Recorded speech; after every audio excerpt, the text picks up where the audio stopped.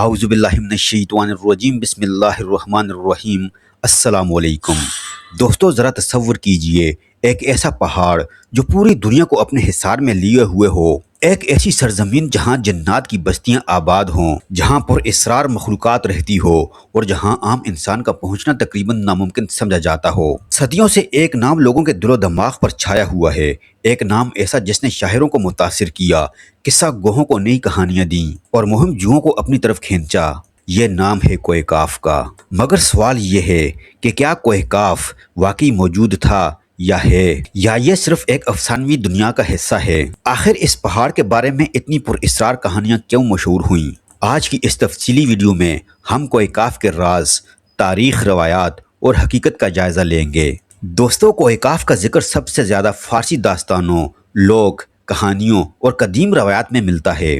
قدیم لوگوں کا عقیدہ تھا کہ دنیا کے کنارے پر ایک عظیم الشان پہاڑی سلسلہ موجود ہے جسے کوہ کاف کہا جاتا ہے۔ کہا جاتا تھا کہ یہ پہاڑ زمرد جیسے سبز پتھروں سے بنا ہوا ہے اور اس کی سبز روشنی آسمان کو نیلا دکھاتی ہے۔ آج یہ بات عجیب لگتی ہے، لیکن صدیوں پہلے لوگ اسے حقیقت سمجھتے تھے۔ دوستو، کوہ کاف کا نام آتے ہی جنات کا ذکر بھی سامنے آتا ہے۔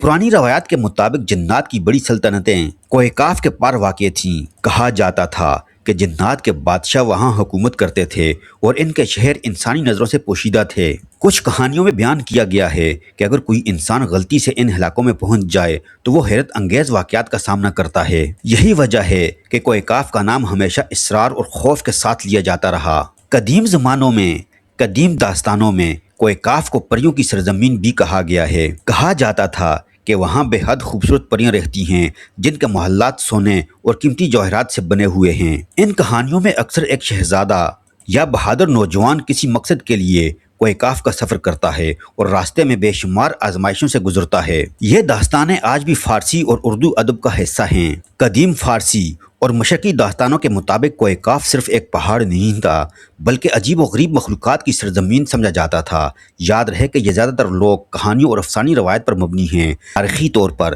ثابت شدہ حقائق نہیں۔ سب سے مشہور روایت ہے کہ کوہ کاف جنات کی سلطنت کا مرکز تھا۔ کہا جاتا تھا کہ یہاں جنات کے بادشاہ حکومت کرتے تھے اور ان کے عظیم شہر انسانی آنکھوں سے پوشیدہ رہتے تھے۔ دوستو، کوہ کاف کی داستان سیمرغ کے بغیر مکمل نہیں ہوتی۔ سیمرغ ایک دیو ہیکل اور پر اسرار پرندہ تھا جس کا ذکر فارسی ادب میں ملتا ہے۔ روایات کے مطابق سیمرغ کوہ کاف کی بلند ترین چوٹیوں پر رہتا تھا۔ لوگوں کا عقیدہ تھا کہ اس کے پاس بے پناہ حکمت اور علم موجود ہے۔ بعض کہانیوں میں سیمرغ مسافروں کی رہنمائی کرتا ہے جبکہ بعض میں وہ ایک عظیم راز کا محافظ دکھائی دیتا ہے۔ آج ہم سیٹلائٹ اور جدید نقشوں کی بدولت پوری دنیا کو دیکھ سکتے ہیں، لیکن ہزاروں سال پہلے صورتحال مختلف تھی۔ لوگوں کے لیے دور دراز علاقے پر اسرار تھے۔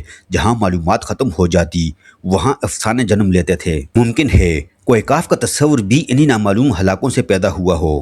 دوستو، کئی محققین کا خیال ہے کہ کوہ کاف کا تعلق موجودہ کفکار کے پہاڑوں سے ہو سکتا ہے۔ یہ پہاڑی سلسلہ ایشیا اور یورپ کے درمیان واقع ہے اور اپنی بلند چوٹیوں اور دشوار گزار راستوں کی وجہ سے فیمس ہے۔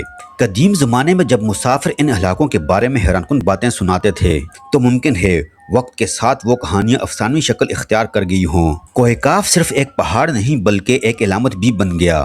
شاعروں نے اسے ناممکن منزل، عظیم خواب اور دور دراز مقصود کی نشانی کے طور پر استعمال کیا۔ جب کسی ایسی چیز کا ذکر کرنا ہوتا جو بہت دور یا تقریباً ناممکن ہو تو کوہ کاف کا نام لیا جاتا۔ اسی لیے آج بھی یہ لفظ ادب میں زندہ ہے۔ کیا اسلام میں کوہ کاف کا ذکر موجود ہے؟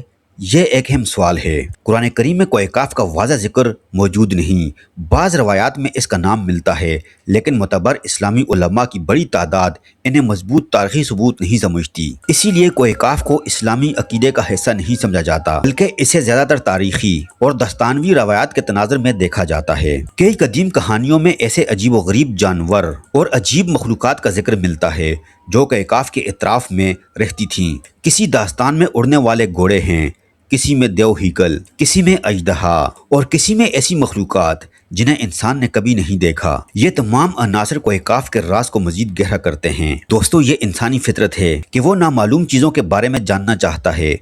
جب کسی مقام کے بارے میں مکمل معلومات موجود نہ ہوں تو انسانی تخیل کام کرنا شروع کر دیتا ہے۔ کوہ کاف بھی اسی تجسس کی ایک بہترین مثال ہے، ایک ایسا راز جس نے صدیوں سے انسان کو اپنی طرف متوجہ کر رکھا ہو۔ آج سائنس اور جغرافیہ کی ترقی کے باوجود کوہ کاف کا کوئی واضح وجود ثابت نہیں ہو سکا۔ اس کے باوجود بھی یہ نام زندہ ہے، کتابوں میں، شاعری میں، فلموں میں اور داستانوں میں آج بھی کوہ کاف کا ذکر ملتا ہے۔ شاید یہی اس کی سب سے بڑی طاقت ہے کہ حقیقت ثابت نہ ہونے کے باوجود یہ لوگوں کے ذہنوں میں موجود ہے۔ دوستو، کوہ کاف حقیقت تھا یا افسانہ؟ اس کا حتمی جواب شاید کبھی نہ مل سکے، لیکن ایک بات یقینی ہے کہ اس پراسرار پہاڑ نے صدیوں تک انسانوں کی تخیل کو زندہ رکھا ہے۔ یہ صرف ایک پہاڑ نہیں بلکہ جستجو، تجسس اور نامعلوم دنیا کی تلاش کی علامت ہے۔ دوستو، کوہ کاف کی پراسرار مخلوقات، جنات کی سلطنتیں، سیمرغ کی داستانیں اور پریوں کے افسانے صدیوں سے انسان کے تجسس کو جگاتے رہے ہیں۔ آج بھی کوئی یقین سے نہیں کہہ سکتا کہ ان کہانیوں میں کتنی حقیقت اور کتنا افسانہ شامل ہے۔ شاید کوہ کاف ایک حقیقی مقام تھا، یا شاید یہ صرف انسانی تخیل کی ایک حیرت انگیز تخلیق تھی، لیکن ایک بات طے ہے کہ اس کے اسرار آج بھی لوگوں کو اپنی طرف کھینچتے ہیں۔ آپ کے خیال میں کوہ کاف حقیقت تھا یا صرف ایک افسانوی دنیا؟ اپنی رائے کامنٹس میں ضرور لکھیں۔ دوستو، اگر آپ کو ویڈیو پسند آئی ہو تو ویڈیو کو لائک کیجئے۔ اگر آپ ہمارے چینل پر نئے ہیں، ابھی تک آپ نے ہمارے چینل کو سبسکرائب نہیں کیا ہوا، تو آپ سے گزارش کرتے ہیں کہ آپ ہمارے چینل کو سبسکرائب کر کے ساتھ ہی لگے بیل آئیکن کو بھی پریس کر دیجئے۔ اللہ پاک آپ سب کو خوشحال رکھے، رزق و روزگار میں اضافہ فرمائے اور تمام پریشانیوں کو دور فرمائے۔ آمین ثم آمین۔ ملتے ہیں نیکسٹ ویڈیو میں، جب تک کے لیے اللہ حافظ۔